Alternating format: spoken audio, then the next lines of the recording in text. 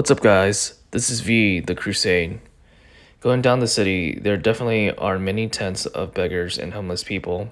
I know when I was driving down to deliver food, I saw so many tents in the mainland, the metro area, and here around the corners. So it was quite unsettling, even though there weren't that many people, homeless people around or tents set up. It's just jarring just to even see a good amount of people like that roaming the streets. At the same time, there are plenty of people and food trucks and concession stands selling their own culture food. So you may stop by and grab a taco from a taco stand, or you may see another stand that's selling some Asian noodles, and go further. But what is all this to say? You probably stop and wonder how all those people got there in the first place. Who put them there? Isn't it baffling for anyone to think that, wait, why are they even there? Or have we gone so far as to think, well, this is normal, this is America, like everyone should just be allowed to be here and make a living? Well, my friends, it started with something called the Cold War. So let me take you back to 1945. The Second World War ended with a massive victory from the Allies. The U.S. had crushed the Germans at the Battle of the Bulge, and we've totally annihilated Japan with our bombs. And that was a devastating blow, which had led to our victory. Now, since then, there had been this fear that the West, and especially the US, had. That was the fear that Russia would too also become this superpower. So hence, we've got ourselves into the Cold War, which is essentially a psyop used by powerful and smart elites, who we can call them as the small hats and many other names on the list. They possess the conscience of fear that Russia will become a superpower that the US had the US not intervene in economic wars. Essentially, it was a mental engineering done by Israel and many other countries, foreign countries, let alone Middle Eastern countries, who wanted to gain control of their land by incentivizing powers like the US and Russia to allow their dominance and influence. It was a game of chess, and the U.S. anti-miscegenation laws that started predating the country's birth all the way to the Civil Rights Act in 1967 was still active, along with the anti-immigration laws that were active until the 60s. The American nation, also known as the British Germanic White Nation, is still prevalent in this country until the fear of losing their country took over since the end of the Second World War. Go further with this explanation. Let me take you back to the fear. So what is it that we feared as Americans? Well, we feared that Russia would become a superpower. And why is it we fear that? Because Russia had a totally different, if not opposing economic system called communism. So what is communism? Well, communism is essentially a system, a belief, really it's an idea, okay, that stemmed from a reaction called socialism, which I could go in further detail on another video. But essentially, communism is just a set of beliefs where everyone, first of all, every single person are equal or viewed equally in terms of economic status, in terms of social status, which again is all BS if you ask me. And the government has complete total control over economics, where everyone's paid equally, the wage is the same, there's no inequality, there's no inequality in terms of power, in terms of class. So that's what communism strives for. And although it may sound good by word, on paper it's a totally different animal. So let me take you back to where it all started with that idea. Karl Marx.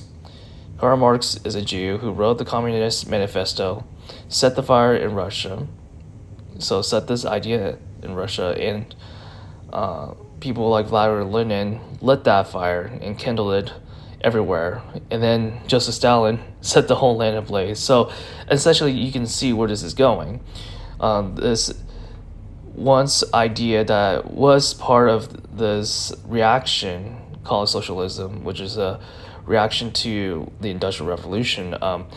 Essentially, communism was sort of like an extreme version of that just took place in Russia, that was popular because people there, a lot of Russians were going through an economic crisis. They weren't being fed as much as they should. They're working too hard to support the royal family, and it was just kind of like the French Revolution again, okay? But just in Russia.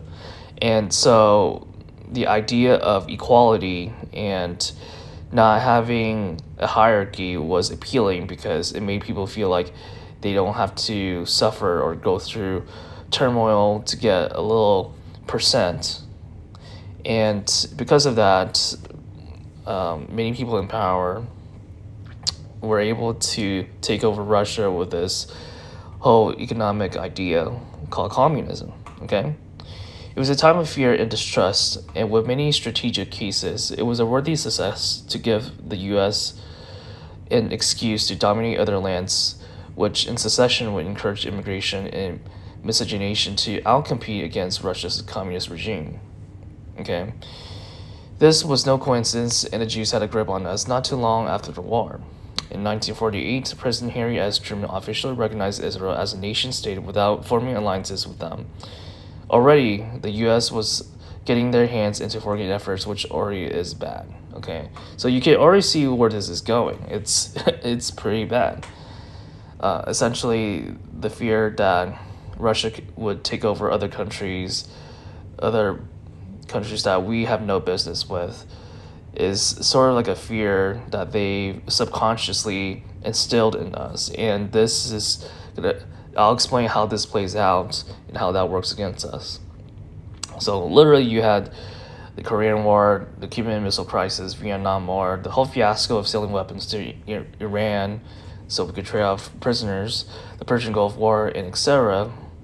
I mean, we also had the Iraq War, and then need I go further with our current intervention in the Middle East. Again, it's one intervention to the next. Holding an American conscience, plenty of foreign interventions will see the light of the 20th century, and this is where things get hairy.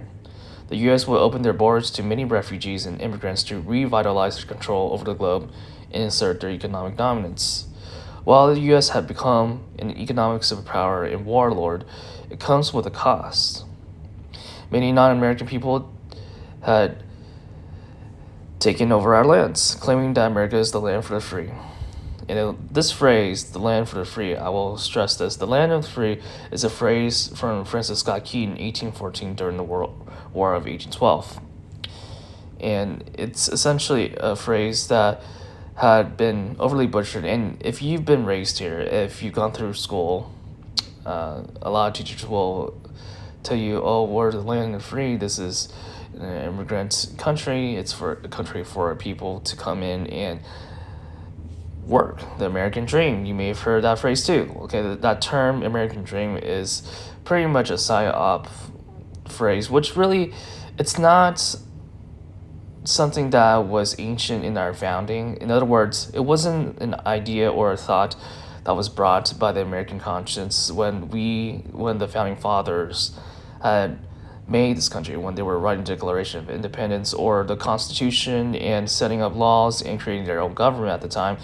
They weren't really thinking about the American dream, but this term was coined and phrased in the 20th century during the heights of the Cold War because people just wanted to take over. A lot of these powerful elites, they really, what they're doing is they're just trying to take over your own country, your own people, your identity, and just leech on it and grow on it, and pretending that yes, we're growing, we're supporting the American dream, we're building houses, we're making a living, we're making America prosper. So again, this is a common phrase that unfortunately is a political weaponization of the 20th century. So, and it's still going on to this day.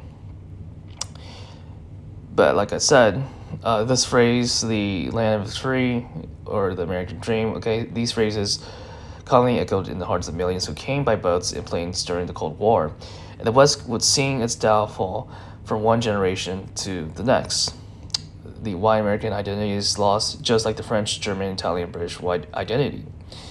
So no longer is an American in Anglo-Saxon descent from the founding stock, but rather anyone who legally signs a document which nullifies their heritage obligation, which can only be achieved by blood. So in other words, you can be an American just by signing a document and fulfilling your oath, and that's it. You can be French or called French just by doing the same, signing a document and putting your name there and then calling it a day. Essentially what it is this is where foreign countries have intervened in the minds of people. Really, I wouldn't even dare say that it's our own nation who are truly doing this on purpose. And again, like I keep telling y'all people, that this is a operation, a psychological operation that is done in a subconscious, unconscious level.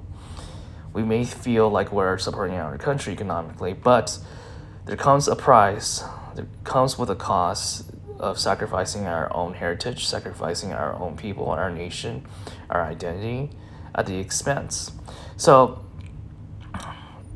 what and how can we get to this point in our time, in our life? Well, there's the boomers. So the boomer generations are the ones who were conceived, they were born right after the Second World War.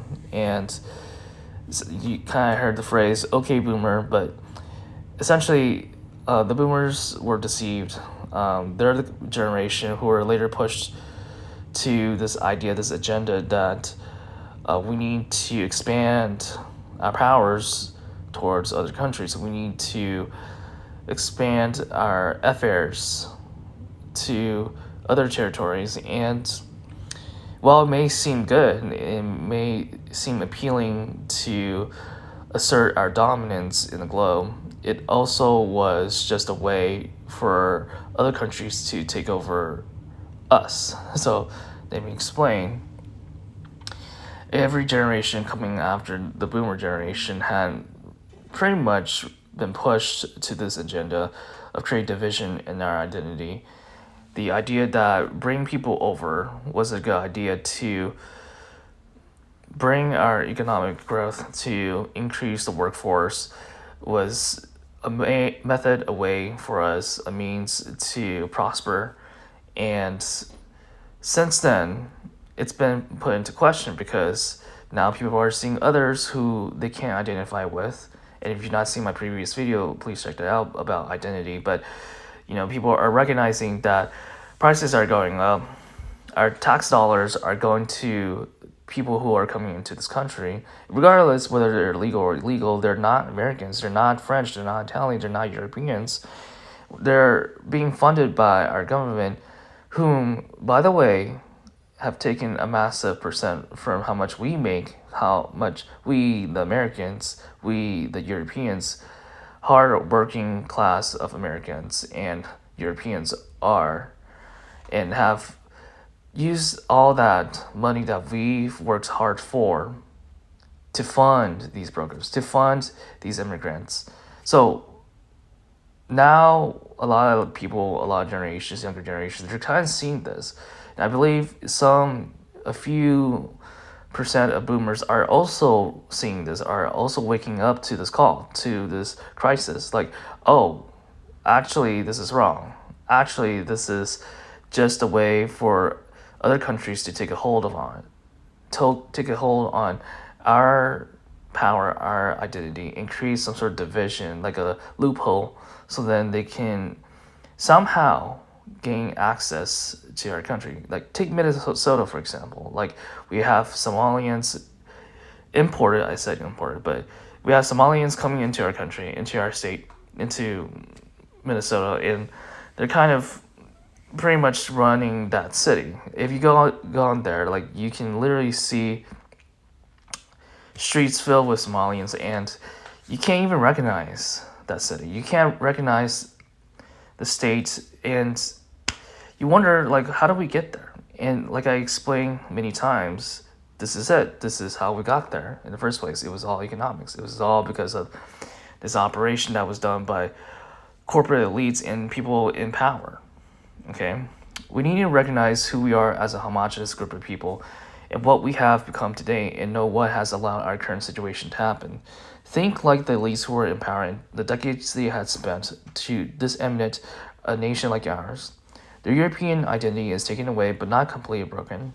I believe that the minds and conscience of younger generations are starting to wake up. For me, it was COVID that brought my attention to the matter, and ever since, I've been fully aware and just educating myself on this current issue. And I hope that you and many others do the same, because one of these days we will not be able to recognize our country anymore. Stay tuned.